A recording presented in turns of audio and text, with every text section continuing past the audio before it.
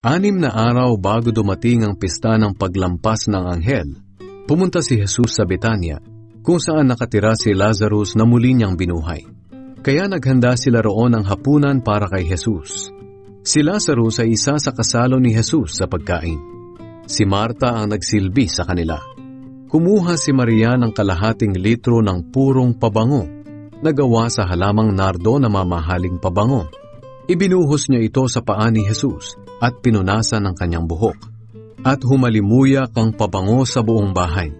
Ang isa sa mga tagasunod ni Jesus na naroon ay si Judas Iscariote na magtatraidor sa kanya. Sinabi ni Judas, "1 taon na sweldo ang halaga ng pabangong iyan. Bakit hindi na lang iyan ipinagbili at ibigay sa mahihirap ang pera?" Sinabi niya ito hindi dahil nagmamalasakit siya sa mga mahihirap, kundi dahil isa siyang magnanakaw. Bilang tagapag-ingat ng pera nila, madalas niya itong kinukupitan. Pero sinabi ni Jesus, "Hayaan mo siya. Ibinuhos niya ito sa katawan ko bilang paghahanda sa aking libing.